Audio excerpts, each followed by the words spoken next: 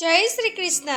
प्रिय मित्रों, अक्सर पूजा और भगवान को मानने वाले, आरती करने वालों की जिंदगी इतनी खुशहाल नहीं होती जितने कि दुष्ट व्यक्तियों की होती है।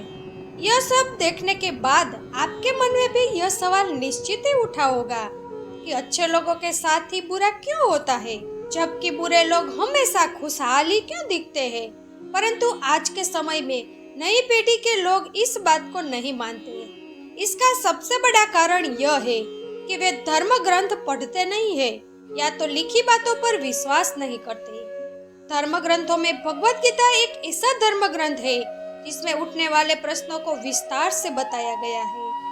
भगवत गीता में वर्णित एक कथा के अनुसार अर्जुन के मन में जब भी कोई दुविधा उत्पन्न होती थी तो वे उसके समाधान के लिए श्री कृष्ण के पास पहुंच जाते थे। एक दिन की बात है, अर्जुन श्री कृष्ण के पास आए और उसने बोला, हे वासुदेव, मुझे एक दुविधा ने घेर रखा है और उसका समाधान आप ही बता सकते हैं। तब श्री कृष्ण ने अर्जुन से कहा कि अपनी बात विस्तार से बताओ, तब मैं तुम्हें तुम्हारा समाधान बताऊंगा। जब अर्जुन बोले, हे नारायण, कृपा करके आप मुझे यह बताइए कि अच्छे लोगों के साथ हमेशा बुरा ही क्यों होता है, जबकि बुरे लोग हमेशा खुशहाल ही दिखते हैं। अर्जुन के मुख से ऐसी बात सुनकर श्री कृष्ण बोले, हे पार्थ, मनुष्य जैसा देखता है या अनुभव करता है वास्तव में वैसा नहीं होता। मनुष्य अज्ञातवश उसकी सच्चाई को समझ ही नहीं पाता। अर्जुन श्री कृष्ण की बात सुनकर हैरान हो गए और बोले, हे नारायण, आप क्या कहना चाहते हैं, मैं समझ नहीं सका।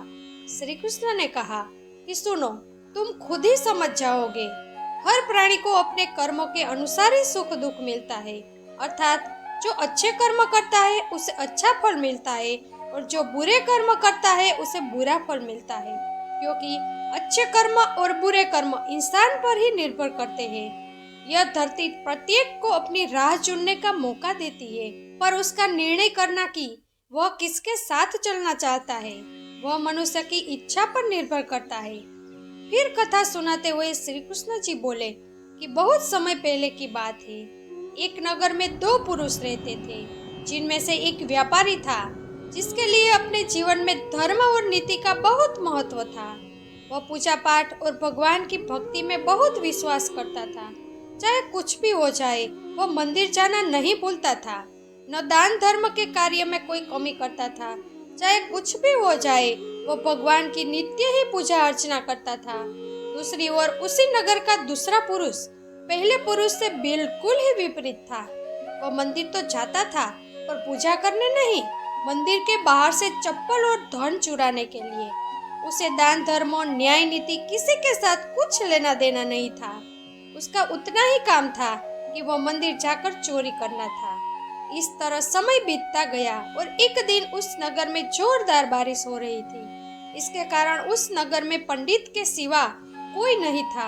यह बात जब उस चोर को पता चली तो उसके मन में विचार आया कि अब वह सही मौका है मंदिर के धन को चुराने का। अब वह बारिश में ही मंदिर पहुंच गया। मंदिर पहुंचते ही उस चोर व्यक्ति ने पंडित से नजरें बचाकर सारा धन चुरा लिया और बड़ी प्रशंसा से वहां से निकल गया। उसी समय धर्म कर्म पर विश्वास करने वाला व्यापारी भी मंदिर पहुंचा और भगवान के दर्शन किए, परंतु दुर्भाग्य से मंदिर का पुजारी उस भले आदमी को ही चोर समझ बैठा और शोर सुनते ही मंदिर में लोगों की भीड़ जमा हो गई और सभी लोग उस भले व्यापारी को ही चोर समझ बैठे, फिर उसे अपमानित करने लगे। ये सब देखकर वह भला आदमी हैरान रह गया और उसे समझ नहीं आ रहा था कि उसके साथ क्या हो रहा है। फिर वह लोगों से बचता बचता किसी तरह मंदिर से निकल गया, पर दुर्भाग्य से उसका साथ वहां भी नहीं छोड़ा। मंदिर से बाहर निकलते ही वहां एक गाड़ी के साथ वह टकरा गया और वह व्यक्ति घायल हो गया। फिर वह व्यापारी लड़खड़ाते लड़खड़ाते घर जाने लगा। तभी रास्ते में उसकी मुलाकात उस दुष्ट व्यक्ति से हुई जिसने मंदिर का धन चुरा लिया था। वह दुष्ट व्यक्ति झूमता और नाचता जोर जोर से बोल रहा था कि आज तो मेरी किस्मत ही चमक गई। एक साथ इतना सारा धन उसे मिल गया था। जब व्यापारी ने उस दुष्ट व्यक्ति की बातें सुनी तो उसे बहुत हैरानी हुई और क्रोधित होकर उसने अपने घर जाकर भगवान की सारी मूर्तियां निकाल कर फेंक दी और भगवान से नाराज होते हुए अपना जीवन बिताने लगा। कुछ समय बाद दोनों की मृत्यु हो गई और दोनों ही यमराज की सभा में पहुंचे। उस व्यापारी ने उसी दुष्ट व्यक्ति को खड़ा देखकर क्रोधित स्वर में पूछ लिया, मैं हमेशा अच्छे कर्म करता था, पूजा पाठ दान धर्म में विश्वास करता था, जिसके बदले में जीवन भर अपमान और दंड ही मिला, और इस अधर्म करने वाले पापी को नोटों से भरी पोटली, आखिरकार ये ऐसा क्यों? यमराज ने उस भले आदमी को बताया कि पुत्र, आप गलत सोच रहे हैं। जिस दिन आपको गाड़ी से टक्कर लगी थी, वास्तव में वह दिन आपके जीवन का आखिरी दिन था। आपके द्वारा किए गए अच्छे कर्मों के कारण ही आपकी मृत्यु एक छोटी सी चोट में परिवर्तित हो गई। इस दुष्ट व्यक्ति के बारे में जानना चाहते हो तो पुत्र, इसके भाग्य में राजयोग था, जो कि इसके दुष्कर्म और अधर्म के कारण एक छोटी सी धन की पोटली में परिवर्तित हो गया। श्री कृष्ण अर्जुन को कथा सुना के बाद कहते हैं, हे पार्थ, अब तुम्हें तुम्हारे प्रश्न का उत्तर मिल गया। ऐसा सोचना कि भगवान उसके अच्छे कर्मों को नजरअंदाज कर रहे हैं, यह बिल्कुल भी सत्य नहीं है। भगवान हमें किस रूप में दे रहे हो, यह बात मनुष्य की समझ में नहीं आती, परंतु यदि आप अच्छे कर्म करते हैं तो भगवान की कृपा सदा आप पर बनी रहती है। अच्छे कर्मों को करने में कभी नहीं पीछे हटना चाहिए। अच्छे कर्मों का फल भी इसी जन्म में ही मिलता है।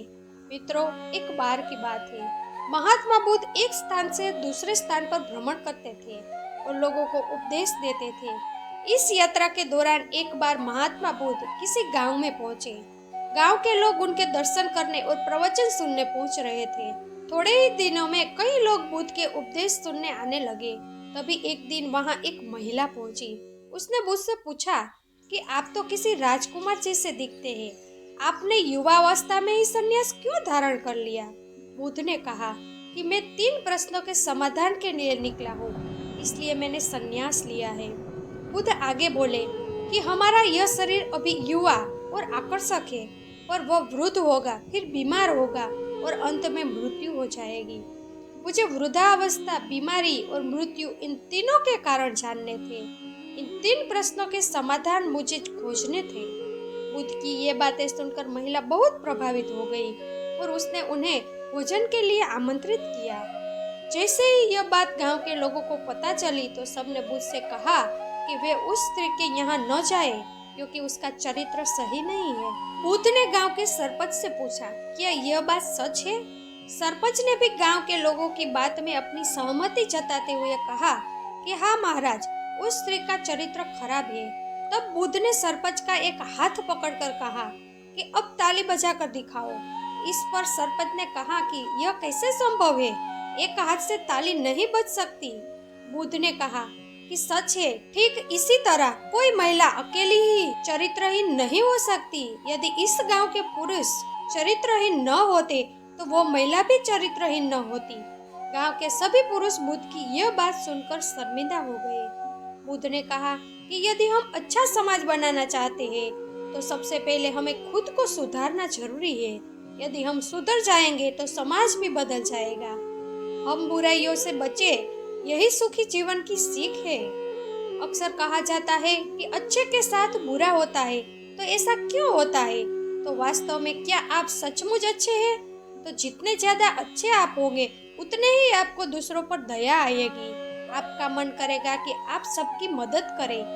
आपको सबके लिए बुरा लगेगा और जितना ज्यादा ऐसा होगा, स्वाभाविक बात है आप उतने ज्यादा दुखी रहेंगे।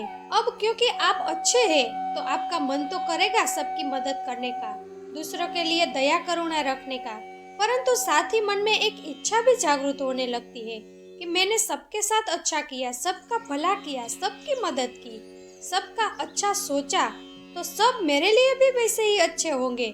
इसलिए आप अपेक्षा रखते हैं कि सामने वाला भी अच्छा ही होगा, परंतु जब जरूरत पड़ने पर सामने वाला अपनी अच्छी मानसिकता आपके लिए नहीं दिखाए तो स्वाभाविक बात है बुरा लगेगा। क्योंकि जैसे एक चोर को सब चोर लगते हैं, एक झूठ बोलने वाले को सब झूठे नजर आते हैं, बस इसी तरह एक अच्छे इंसान को सब अच्छे नजर आते हैं, जो होता नहीं है।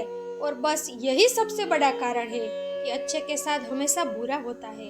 अक्सर लोग सोचते हैं कि कर्मफल हाथों हाथ मिलता है, परंतु ऐसा नहीं होता। एक कक्षा पास करने के लिए आप पूरा साल मेहनत करते हैं और परिणाम आपको अंत में मिलता है। पूरे साल के बाद आपको पता चलता है कि आप अगली कक्षा में जा रहे हैं या आपको पढ़ाई फिर से करनी पड़ेगी।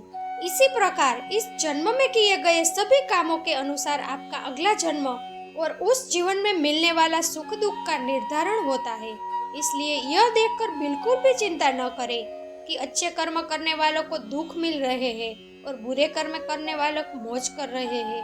हम सब अपने पिछले जन्म के कर्मों का फल भोग रहे हैं और जैसे कर्म करेंगे वैसे ही फल हमें अगले जन्म में मिलेंगे। जो इस बात को जानते हैं और मानते हैं वे दुखों के बाद भी कभी सच्चाई और अच्छाई का साथ नहीं छोड़ते और दूसरे जल्दी से जल्दी और ज्यादा पाप कर्म करते रहते हैं।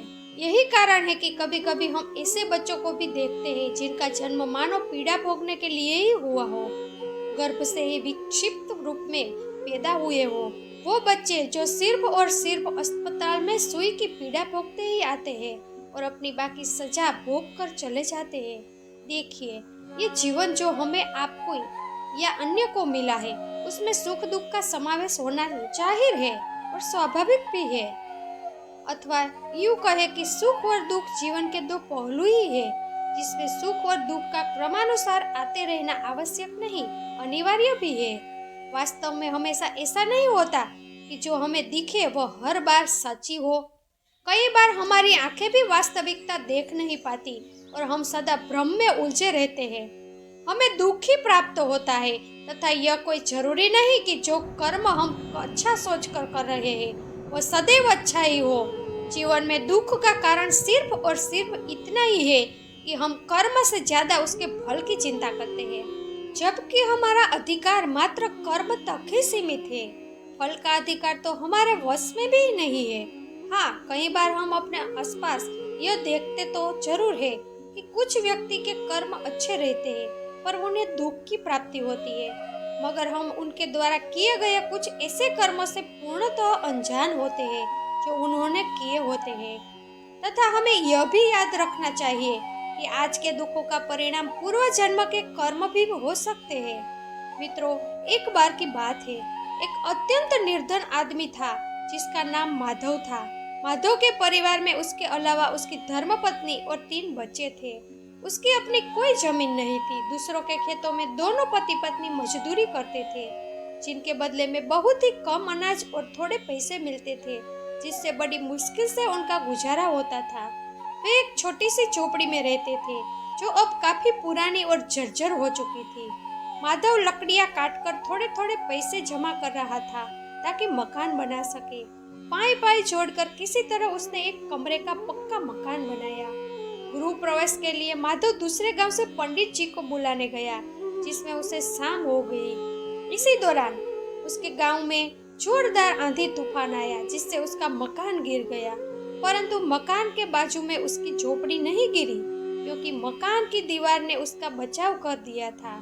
पूरे गांव के लोग इकट्ठा हुए और अत्यंत दुखी हुए कि बेचारे माधव ने एक एक पाय जोड़कर मकान बनाया और उसे भी ईश्वर ने गिरा दिया। हमेशा अच्छे और सच्चे लोगों के साथ ही बुरा होता है, ऐसा सब सोच रहे थे। माधव भी थोड़ी देर में पंडित जी के साथ वहां पहुंचा और मकान को गिरा हुआ देखकर खुश हो गया और ईश्वर को धन्यवाद देने लगा। सभी लोगों ने सोचा शायद दुख में पागल हो गया है। बेचारे पंडित जी सब देख सुन रहे थे। उन्होंने माधव से पूछा, जिस ईश्वर ने तेरा मकान गिरा दिया, जिसे तूने बहुत मेहनत से बनाया था, फिर भी तू उन्हें धन्यवाद क्यों कह रहा है? माधव ने कहा, मकान के बाजू में मेरी कुटिया सही सलामत है, क्योंकि मकान दूसरी तरफ गिरा है। यह चमत्कार ईश्वर के सिवा कौन कर सकता है? इतने बड़े तूफान में भी मेरी पत्नी और बच्चे सुरक्षित थे, इससे बढ़कर दूसरा क्या हो सकता है? और यदि इस मकान में रहने के बाद यह तूफान आता तो अच्छा ही है, परंतु मेरे ईश्वर ने हम सबकी अनमोल जान बचा ली। पंडित जी माधव की बात से गदगद हो गए। वाह, कितनी गहरी बात कर दी आपने। हकीकत में प्रभु तो नेक लोगों के बड़े नुकसान रोककर उसे मामूली नुकसान में बदल देते हैं, फिर भी अज्ञातवश हम उन्हें दोषी ठहरा देते हैं। एक पत्थर की चोट पर हम ईश्वर को दोषी ठहरा देते हैं, जबकि एक पर्वत जैसी समस्या को वे छोटे पत्थर में परिवर्तित कर देते हैं। प्रत्येक प्राणी अपने पूर्व कर्मों का फल भोगता है, परंतु सच्चे और नेक लोगों के कष्ट ईश्वर कम निश्चित करते हैं। यह कर्म भूमि है, जो जैसा करेगा वैसा ही पाएगा। दुख और सुख दोनों एक ही सिक्के के दो पहलू हैं। जिंदगी में इन दोनों का सिलसिला चलता ही रहता है। यदि कोई अच्छे काम करता है तो उसके साथ अच्छा होता है, और इसके विपरीत यदि कोई व्यक्ति बुरे कामों को अंजाम देता है तो उसके साथ बुरा होना स्वाभाविक है। हालांकि कभी कभी अच्छे कर्मों को अंजाम देने के बावजूद अक्सर इंसान के साथ बुरा ही होता है, जबकि किसी बुरे आदमी की जिंदगी में सब अच्छा ही होता है। अब सवाल यह आता है कि यदि किसी जीव को उसके कर्मों के आधार पर उसका फल मिलता है तो फिर ऐसा होने के पीछे क्या कारण है? मित्रों, कहीं न कहीं आपका भाग्य आपके पूर्व जन्मों के कर्मों के साथ जुड़ा हुआ है। जी हाँ, आपको जानकर हैरानी होगी कि प्रत्येक मनुष्य आंतरिक कर्मों से जुड़ा होता है। इसका सीधा अर्थ यह है कि आपके पूर्वजों ने अपने जीवन काल में किस प्रकार के काम किए हैं, उसके आधार पर भी कुछ हद तक आपका भाग्य निर्भर करता है। इसी कारण आपने देखा होगा कि कुछ लोग दुष्ट प्रकृति के होने के बावजूद उनके साथ सब अच्छा होता है। ऐसा इसलिए क्योंकि भूतकाल में उसके पूर्वजों ने निश्चित रूप से अच्छे काम किए होंगे। इसके विपरीत सीधे साधे भले लोगों के साथ बुरा इसलिए होता है क्योंकि शायद उनके पूर्वजों ने किसी का दिल दिखवाया होगा या कुछ बुरा किया होगा। हालांकि इसके साथ ही सबसे बड़ा सत्य यह है कि मनुष्य को कभी भी बेहद खुश या विचलित नहीं होना चाहिए, क्योंकि अंत में मनुष्य के अपने कर्म से उसके भाग्य का निर्धारण होता है। जो जैसा बोएगा वो वैसा ही काटेगा। अपने कर्मों का फल मनुष्य को निश्चित रूप से मिलता है, बस सही समय की प्रतीक्षा करनी होती है। एक सामान्य निष्कर्ष तो यही है कि यदि आप शेर को नहीं छेड़ते तो इसका मतलब यह नहीं कि शेर भी आपको नहीं खाएगा। तो फिर क्या यह संसार हमेशा से इसी तरह संचालित होता आया है? शायद हाँ। इसके जुड़ी एक रोचक कहानी है। एक बार किसी जंगल में एक लड़का नदी किनारे घूम रहा था। तभी उसने एक दुखी और हताश स्वर में आवाज सुनी। उसने देखा कि एक मगरमच्छ जाल में फंसा हुआ है और मदद के लिए चिल्ला रहा है। वह लड़का उसकी मदद करना चाहता था, परंतु उसे उस पर संदेह भी था। मगरमच्छ ने कहा, कृपया मेरी मदद करो, मुझे बचा लो, मुझे आजाद कर दो। लड़के ने कहा, यदि मैं तुम्हारी मदद करूं तो तुम आजाद होते ही मुझे खा जाओगे। मगरमच्छ ने रोते रोते कहा, मैं उस व्यक्ति को कैसे खा सकता हूँ जिसने मेरी जान बचाई? इस विशाल वन में बहुत सारे जीव जंतु हैं, मैं किसी को भी खा सकता हूँ। आप विश्वास रखें, मैं आपको कोई हानि नहीं पहुँचाऊंगा और सदैव आपका ऋणी रहूंगा। लड़के को दया आ गई और उसने जाल काटना शुरू कर दिया। जैसे ही मगरमच्छ का सिर जाल से बाहर आया तो उसने लड़के के पैर को अपने जड़बे में पकड़ लिया। मगरमच्छ ने कहा, मैं कई दिनों से भूखा हूँ, तुम एक अच्छे शिकारी हो। लड़के ने कहा, यह क्या बकवास है? मेरी भलाई का इतना बुरा बदला दे रहे हो तुम? मगरमच्छ ने कहा, मैं क्या कर सकता हूँ, यही दुनिया का दस्तूर है। लड़के ने रोते रोते कहा, यह तो पूर्णतः अनुचित है, अन्याय है। मगरमच्छ ने कहा, अनुचित से क्या मतलब है? आप किसी को भी पूछ लो, वे आपको बताएंगे कि यह संसार कैसे संचालित होता है। यदि वे मुझे गलत साबित करते हैं तो मैं तुम्हें जाने दूंगा। लड़के ने पास के पेड़ पर एक पक्षी को देखा और उसने पूछा, क्या आपको लगता है कि मगरमच्छ की आदतें उचित है? क्या यही दुनिया की रीत है, अन्याय से भरी?